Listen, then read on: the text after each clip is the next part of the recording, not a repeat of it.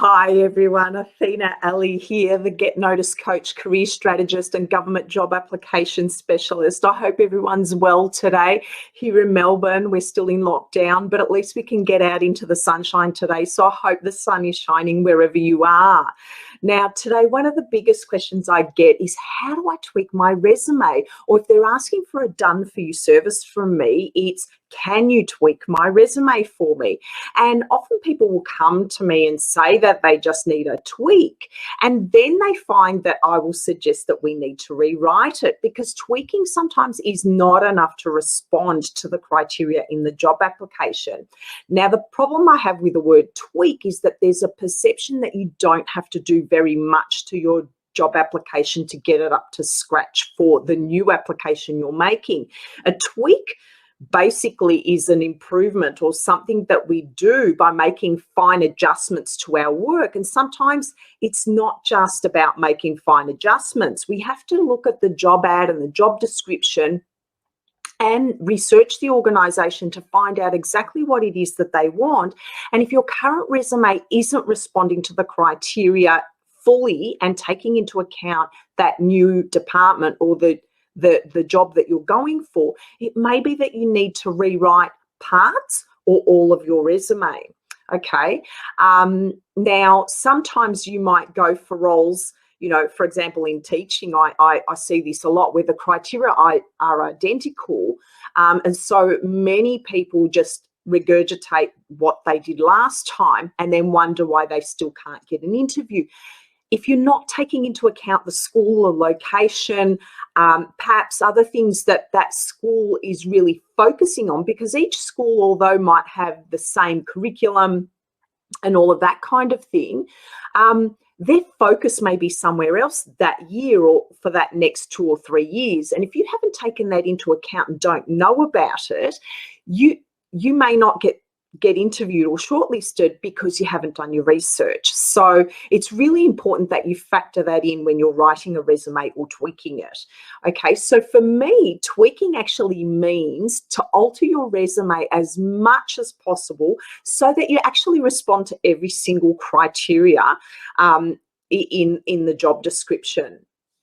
And so therefore, I prefer to use the word tailor rather than tweak, because tailoring your resume means that you're actually reconstructing your resume to a specific role, to a specific department, and that department or that employer is going to have different needs from the last one that you made an application for.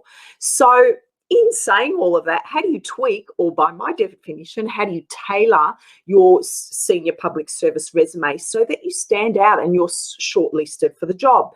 Now, there are lots and lots of tips in this area that I could share with you, but these are my 5 biggest tips. And the reason I've chosen these, and then in no particular order, because I find, you know, these are the ones people tend to struggle with the most and have a lot of questions around. And it just seems to be what tends to come up for my clients more. So this isn't everything, but it's just a small selection of things that you can do to improve your resume today, or have a think about when you are making alterations to your resume. The first one is to be consistent with your fonts, with your headings and the presentation. I find a lot of people get templates, and that's fine to get a template, and that's a really great start because that helps you with the structure. But what I don't want to see, or what I don't like seeing as a recruiter, is everything squeezed onto this front page. Okay, you know, it'll be divided into sections where it'll tell me, you know, your career history and your key skills and then your qualifications, and everything's just on this page in boxes, and it's all squeezed in. There's no white space around it, so it's really difficult to read, and all that information might be gold, but when I can't read it or I can't access what I want straight away, you're making it hard for me. You need to make it as easy as possible for the person reading it to want to read it, okay? And what we want them to keep reading. So we need to make that first page really clear and really easy to read. You don't have to have 100 headings on that front page. It confuses the reader. Have it in an orderly fashion on the front page. Have some white space around it, okay? And, you know, your template doesn't need to be fancy. Your template can be plain, but if you have clear headings and clear ways that you've formatted that document, it's going to be a lot easier for me to read it, okay? So we want to make the format and the fonts easy to read. The second thing is for a public service resume, all your selection criteria should somehow be addressed on that front page in some way, shape or form, okay? And this is especially important because sometimes cover letters aren't requested, or perhaps even key selection criteria might not be requested, and you may only need to upload a resume. In this case, it's even more important to make sure you've addressed the key selection criteria on the front page of that resume, because there is nowhere else for you to do it. And in order to be selected or shortlisted for interview, you need to address the key selection criteria.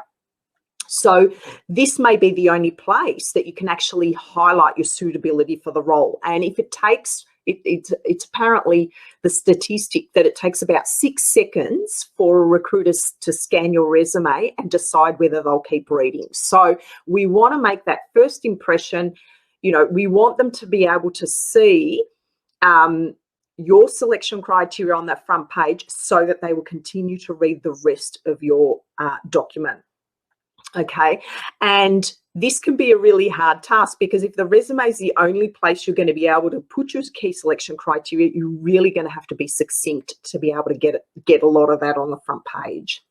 Now, the third tip is to rearrange your resume based on the criteria, not on what the template says you have to do. As I said, templates are great as a starting point and they really help you to structure your resume, but you need to rearrange your resume so that the key selection criteria all feature on the front. So if the template tells you to put qualifications first or whatever, but qualifications are not necessarily an essential criteria, and experience is, then you would make an effort to put your experience on that or start your experience on that front page, because that is essential and that is what they're going to want to see first before they look at qualifications. Qualifications might only be desirable, in which case if they don't feature on the front page, it's not an issue. You can feature them on the second page, but I would look at reorganizing your resume so that all the criteria actually are on that front page, okay? Or as close to the front page as possible. The fourth tip is gaps in your resume. Now, I get asked a lot about gaps, and sometimes I don't get asked about gaps, but I see them. Okay. And as a recruiter, it's natural for me when I'm looking at career experience chronologically, if there's experience missing or a time frame missing, it's straight away my eye actually goes to it. And the first thing we do is start making up stories in our head about why there's a gap and why it hasn't been addressed. So address them. Don't hide them. Don't be fancy about hiding them. It's best to disclose the gap. If you had a career break, you can say career break. You don't have to go into the specifics if you don't want to.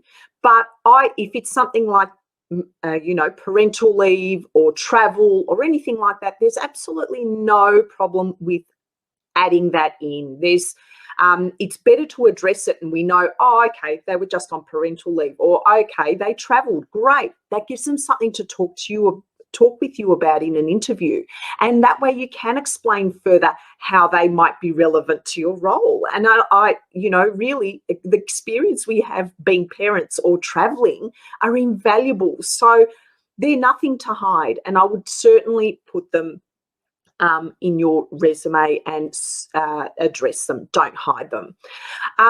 Now, The fifth thing that I get asked about in terms of tweaking a resume and should I or shouldn't I is whether to put our referees on our resume or not, and whether we should tweak our resume by adding these in or not adding these in. These days, what I have found with public service resumes is they often now ask, thank you, I don't know who that is, but thank you for your comment about great advice. StreamYard actually hasn't given me your name, so I just see you as Facebook user. So if you log in, I'll be able to see your name. But if not, hello, thank you for joining me. So back to where I was, to referee or not. So should we put that in there? As I said, most public service job ads now actually ask for referees. So now when I write documents, it's my preference to add at least 2, whether they've been asked for or not. And that's just because as I said, I've noticed a trend with public service applications. They're now requesting that you do add them. Now, if you don't add them, that is fine. If it's not an essential criteria or it's not part of the instructions, you don't have to put them in. And you don't have to include a heading for them and put available upon request either. It depends on the space that you've got. If you've got space to add them in, I'd add them in. If you haven't got space and they're not requested, you don't have to add them in. It might be part of the online application, because sometimes they separate that out and they'll say, put your referees here, in which case you don't need to put them in the resume because their system will extract that information for them. So basically, as long as you follow the instructions, then you can either add them or not add them. But generally speaking, as I said, I generally have been adding them in because they generally are requested, and it saves them a bit of time. And to be honest, most of the time our referees are people we have worked with in the past, and therefore it doesn't matter. The only time it might bother you is if the referee has to be someone you're currently working with and people have issues with perhaps disclosing that, when they're looking for a job and they don't want their current employer to know. But again, there are ways to get around that as well. And basically letting them know not to get in touch with them until such time as they're pretty much the applicant that's being going to be hired. But at the end of the day, I add them now, but it's not necessarily necessary unless it's in the instructions. Okay, so they're my 5 tips on how to tailor your resume and some of the things you could put in and how you could structure it and format it, and the types of things that they're really wanting to see in there. And the key really here is to make it specific to that job, but also to make sure you address the criteria in your resume, as well as in your cover letter, your LinkedIn profile, and everywhere else. Okay, I hope you found some of those tips helpful. Now, there are many more, as I said earlier, there are many more tips on resumes I can share, but I've got some limited time today. But I have put together my interview winning resume template for you to give you a start on how to structure your resume and what to put in each section. And the type of layout, basic layout that's appealing, neat and tidy. You can download that below. I will leave a link for that below after this broadcast.